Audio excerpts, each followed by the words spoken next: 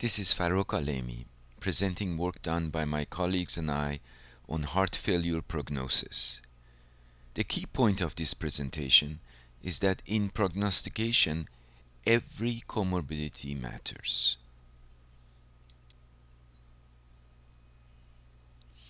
Clinical practice, research, and program evaluation all require accurate risk assessment and prognostication.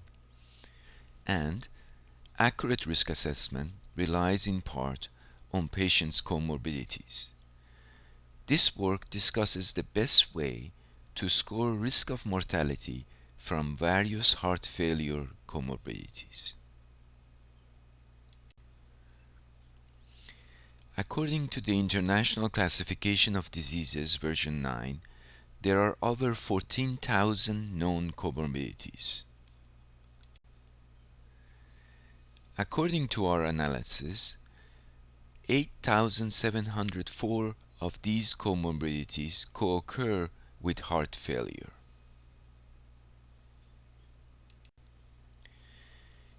In assessment of patients' prognosis, most of these comorbidities are ignored.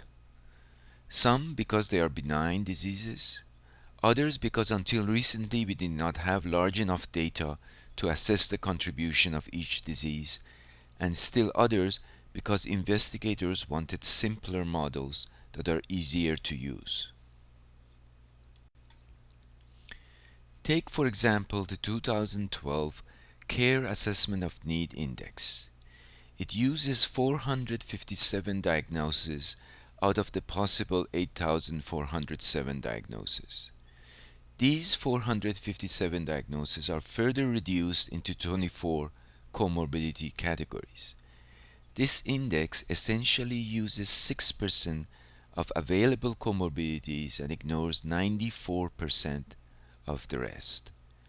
If we rely on scored categories, it uses less than 1% of possible categories. Here is another example.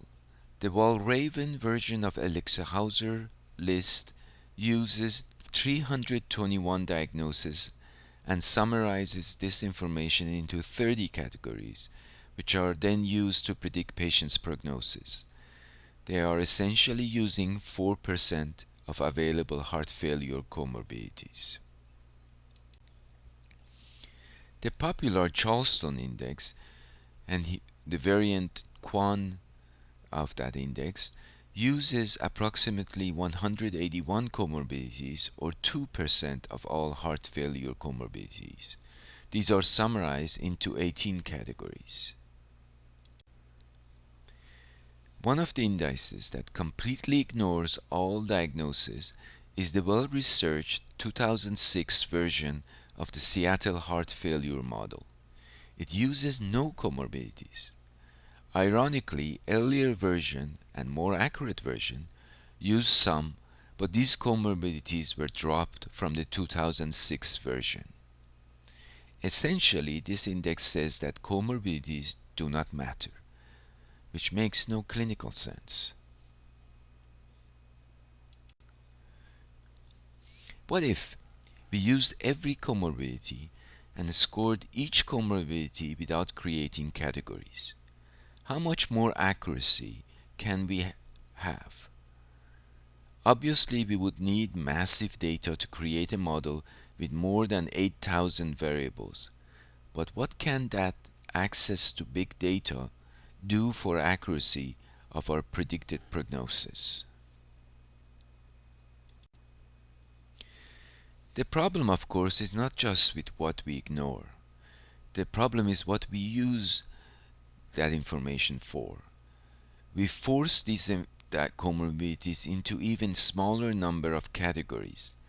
A large set of diseases are forced into a small category, and much of the differences among the diseases are lost. Why we allow this type of distortion in our data comes from a time when statistical analysis could not be done on thousands of variables, or because clinicians needed a few categories that they can take into account. Today, with large computers and new methods of analysis, there is no reason to distort data by fitting them into a small set of categories. It's illustrative to think through the odds ratio associated with the disease category secondary malignancies, which is used in several heart failure indices, including the care assessment of need. The category itself had an odds ratio of 9.85.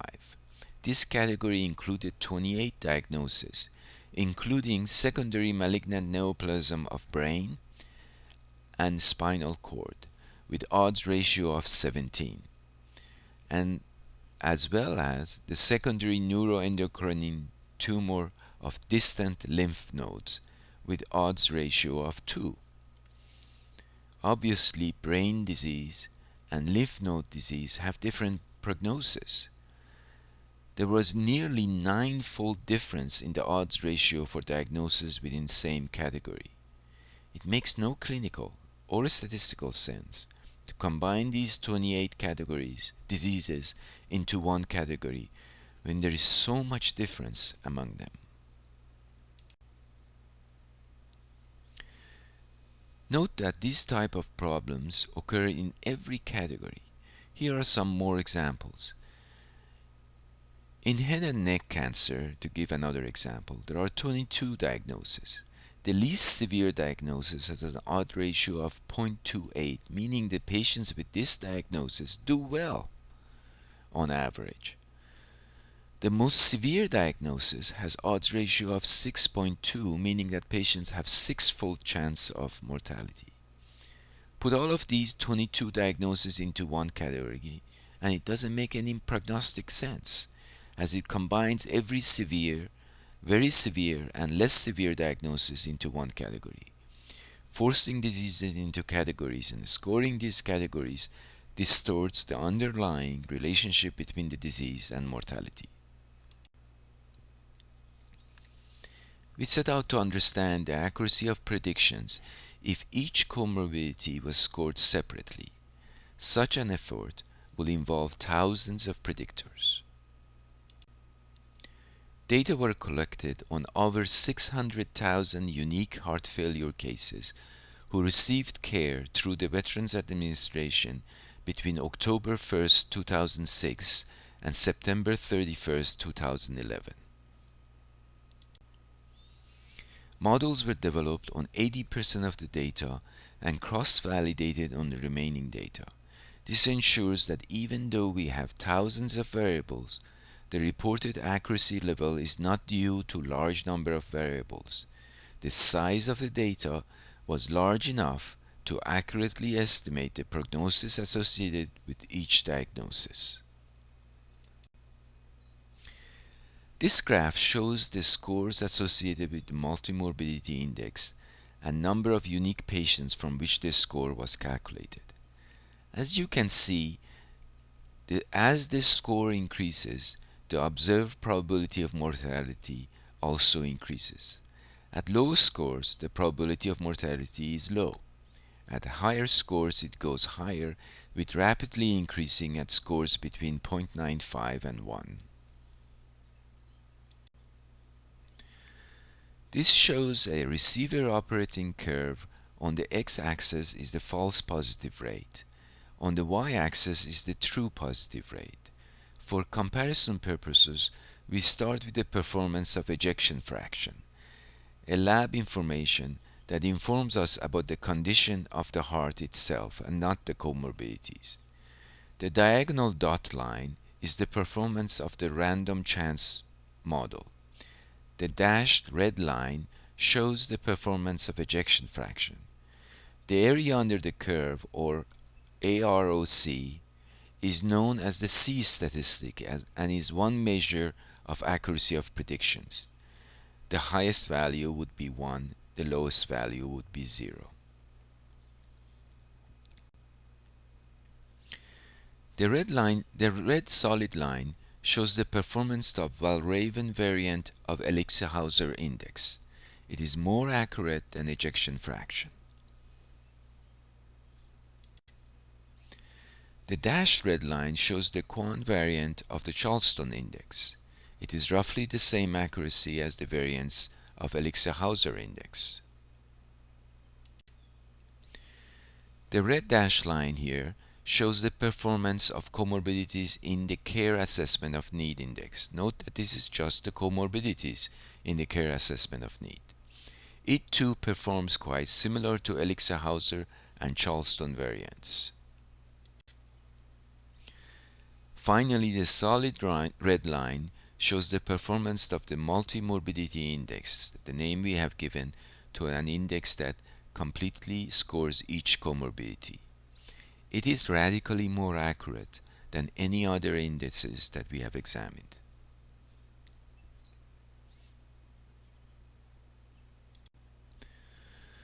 We have proposed the Multi-Morbidity Index as a component of heart failure indices.